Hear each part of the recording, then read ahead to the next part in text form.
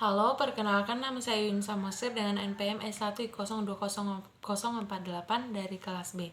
Di sini saya akan menjelaskan sedikit tentang materi praktikum ekologi laut tropis, yaitu 3 materi. Yang pertama yaitu ekosistem hutan mangrove, terumbu karang, dan juga padang lamun. Nah, baiklah, pertama saya akan jelaskan tentang hutan mangrove. Ekosistem hutan mangrove merupakan hutan yang tumbuh di daerah pasang surut, terutama di pantai yang terlindung, laguna, dan juga muara sungai yang tergenang pada saat pasang dan bebas dari genangan pada saat surut, yang komunikasi tumbuhannya bertoleransi terhadap garam. Selanjutnya yaitu fungsi mangrove.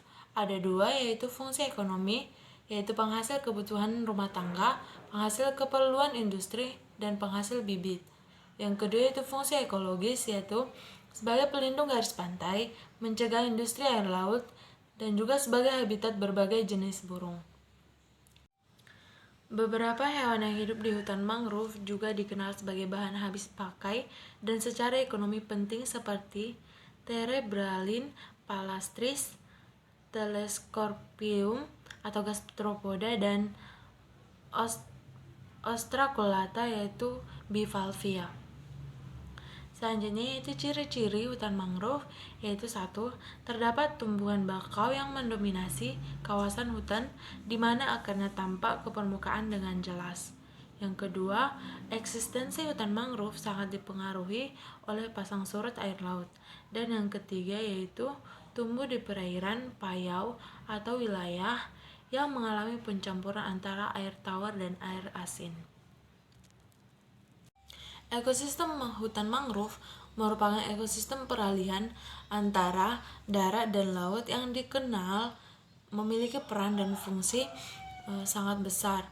Hutan mangrove atau lebih dikenal dengan hutan bakau ini adalah hutan yang tumbuh di atas rawa-rawa berair payau yang terletak pada garis pantai dan dipengaruhi oleh pasang surut air laut.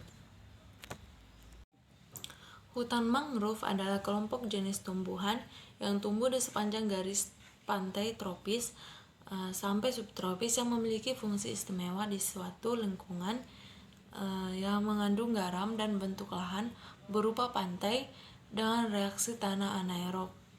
Sebagian lainnya mendefinisikan bahwa hutan mangrove ini adalah tumbuhan halofit yang hidup di sepanjang areal pantai yang dipengaruhi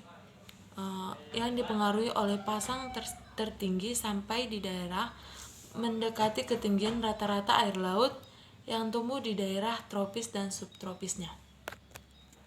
Selanjutnya saya akan menjelaskan materi kedua, yaitu tentang padang lamun.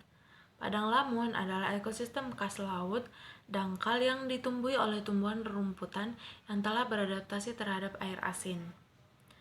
Fungsi lamun ekologis yaitu 1.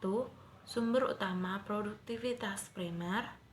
Yang kedua yaitu sumber makanan bagi organisme dalam bentuk detritus.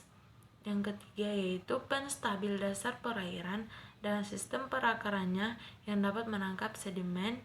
Dan yang keempat yaitu tempat berlindung bagi biota laut. Ekosistem lamun dengan kondisi baik memiliki hewan asosiasi yang beragam seperti krustasea, moluska, ikan, echinodermata, mamalia, dan reptil. Selanjutnya saya akan menjelaskan materi ketiga, yaitu tentang terumbu karang.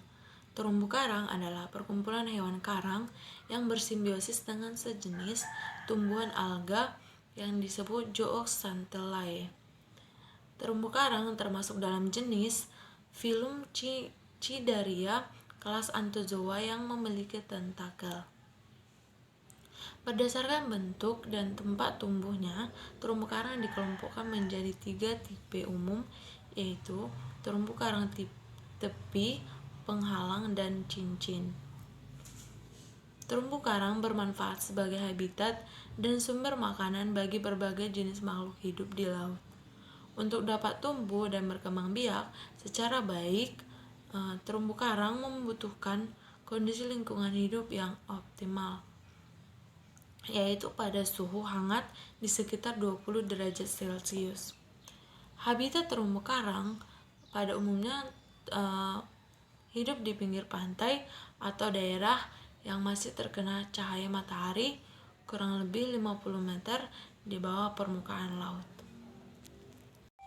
Demikianlah yang bisa saya jelaskan tentang ketiga materi tersebut, yaitu ekosistem mangrove, padang lamun, dan juga terumbu karang. Jika ada kesalahan kata, saya mohon maaf. Sekian dan terima kasih.